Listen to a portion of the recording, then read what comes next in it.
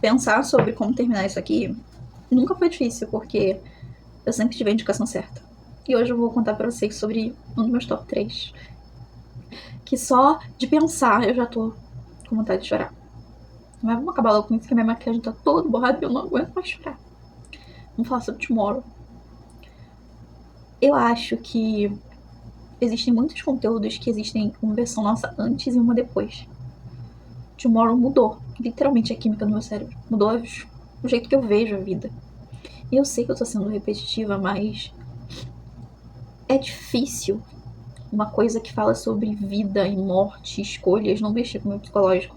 Porque é um conteúdo que eu consumo, que eu gosto, que eu acho interessante e que mexe com a minha cabeça. Tomorrow, até o Del Luna, entre alguns outros, inclusive já tem indicações aqui no perfil, falam sobre isso, só que cada um à sua forma torna essas histórias ainda mais interessantes. Aqui a gente conhece um grupo de ceifadores.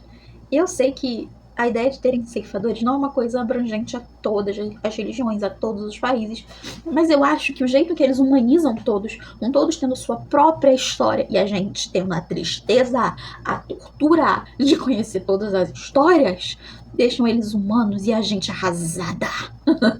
Mas assim, se tem uma coisa que eu preciso te dizer é: assista. Assista hoje.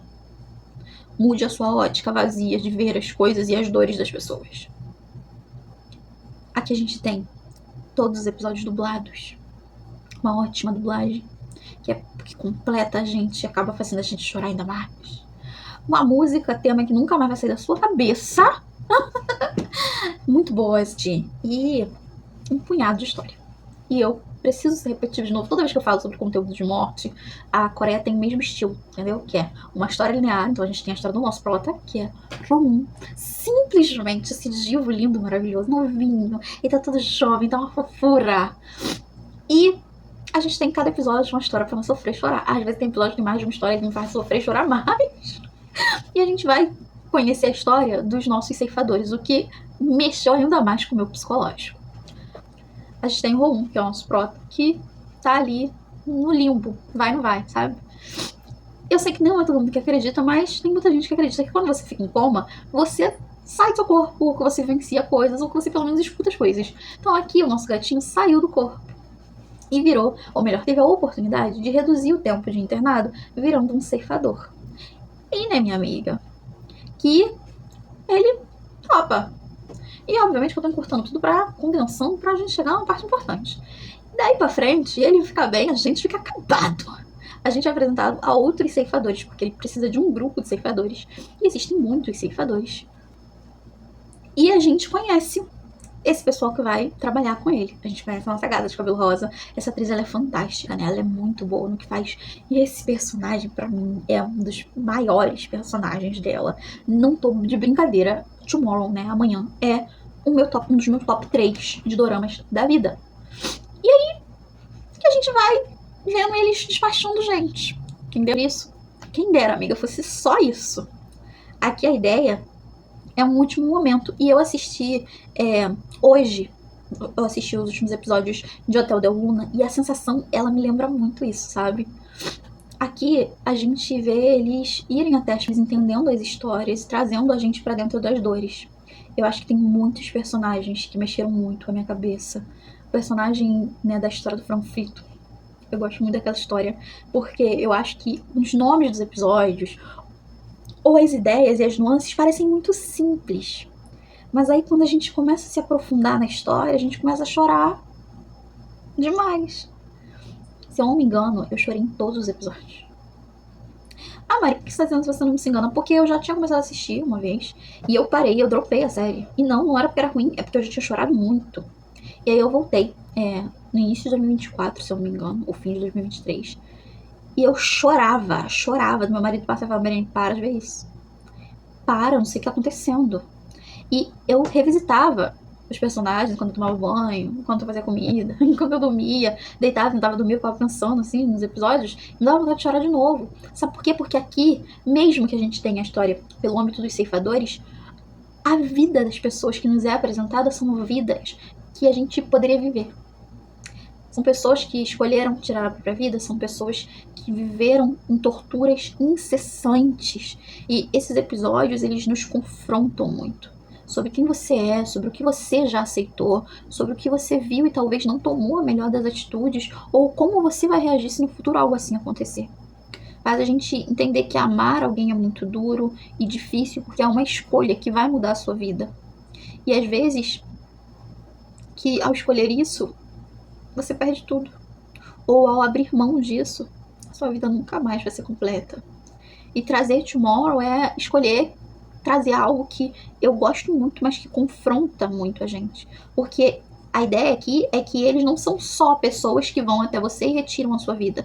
Eles se infiltram na sua história. Porque aqui a gente acompanha a equipe de risco. A gente lida com os ceifadores tradicionais, né, que são a galera ali que ajuda você a fazer a passagem, mas a gente tá vendo a ótica da história, em grande maioria do tempo, pelas pessoas que querem te impedir de tirar a própria vida.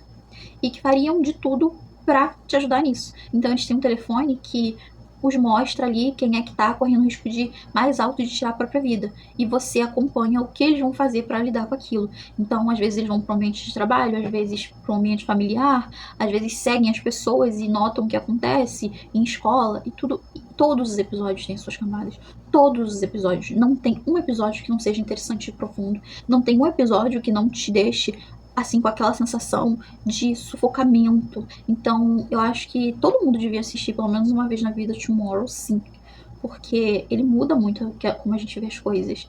Ele faz a gente entender um pouco mais sobre o cuidado e o senso mesmo de responsabilidade que a gente tem sobre a nossa vida e sobre outras vidas. Porque parafraseando o Pequeno Príncipe, você é responsável por aquele que cativa. E obviamente não quer dizer que você deve carregar o peso do mundo ou o peso da vida de outras pessoas nas suas costas, mas você deveria sim se atentar ao que você fala e como você fala com as pessoas. E aqui a gente tem casos de bullying, casos de perseguição, e acho que é um dos episódios que nunca mais saiu da minha cabeça. É o episódio de perseguição escolar que se reflete na vida adulta da menina, toda vez que ela escuta um cliquezinho daqueles de caneta. E, cara, é uma coisa tão, né? Cara, quando a gente pega, né, os primeiros minutos que a menina tá sendo entrevistada, tá fazendo assim, a gente vê ela do outro lado, porque é quem tá entrevistando, né, perdendo o controle, a gente fica assim, nossa, uma coisa tão pequena, mas quando a história se discorre, você se arrepia, você sente aquele incômodo na pele e você começa a ficar sensível àquele som junto com a menina, só de enxergar tudo que ela viveu e passou. Então, nenhuma dor deveria ser diminuída. E eu acho que a equipe de risco se ampara muito nisso. Toda dor devia ser, sim, vista como uma dor inteira, mesmo que você só saiba um terço da dor e da mágoa daquela pessoa. E a ideia de que um grupo de pessoas com suas próprias dores escolhe sempre cuidar e lidar de outras pessoas é muito intenso, muito intenso. Eu acho que a série inteira é fantástica, é regada a histórias muito únicas. Eu acho que uma das histórias que mais mexe com a minha cabeça, além das duas que eu comentei, é a do velhinho que parte. E a ideia de que existe aquele corredor para que ele vá embora. E isso é replicado em diversas histórias, tá? Existe mesmo, de fato, né? Não de ceifadores, mas em hospitais, o corpo de bombeiros, policiais, eles têm esse hábito de fazer aquele corredor. Existe um nome específico que eu não vou me lembrar, mas quando você doa, por exemplo, órgãos e a pessoa que faleceu, ela faleceu de uma forma muito trágica, ou quando um policial acabou perdendo a vida, um bombeiro, para salvar a vida de uma ou mais pessoas de situações muito trágicas, é costumeiro fazer-se esse corredor. Meio que não dá pra você agradecer quem já se foi, mas você presta aquilo ali como a última homenagem, aquele último momento pra você provar ali pra o que fica, que aquela pessoa fez de tudo pra ser extremamente provisória na vida de alguém. E quando a gente vê toda a história do Coroinha e vê ele passando por aquele corredor, não tem como não chorar. Foi um dos episódios que eu mais chorei. Mas eu acho que se eu fosse focar numa história, além, obviamente, de todas que são perfeitas, cada uma a seu modo, me dói muito a história do ceifador, mas a história da nossa musa de cabelo cor-de-rosa com certeza acabou com o meu psicológico. Porque a gente tem ali um ensaio de Enemies Lover, entendeu? E eu não vou detalhar aqui pra você para te fazer assistir. Porque a gente passa muito tempo pensando, mano, Isso aqui é um anime de lover. E o de lover ele tá mais presente do que a gente imagina. Eu acho que se você nunca assistiu, assista. Se você nunca teve muitos spoilers, vai assim. Quanto menos a gente sabe, mais camadas a gente ganha assistindo, entendendo e conhecendo cada uma das histórias. Muitas histórias de amor, muitas histórias de carinho, muitas histórias de cuidado. Ai, tem gente, história pra tudo que você imagina. Tem muita dor, sim, porque viver é estar disposto a sentir dor. Mas eu acho que as camadas de todas as histórias nos dão muitos ensinamentos. E eu tenho certeza que vai existir uma versão sua antes de Tomorrow e uma depois. Um beijo no seu coração, Dorameira. Fica com Deus. Obrigado pela companhia, pelos 7 dias de fevereiro, conhecendo alguns dos meus melodramas favoritos. Nem deu pra indicar todos. Chorando e sorrindo. E eu sei que com certeza todas essas histórias vão entrar no seu coração e mudar alguma coisa em você.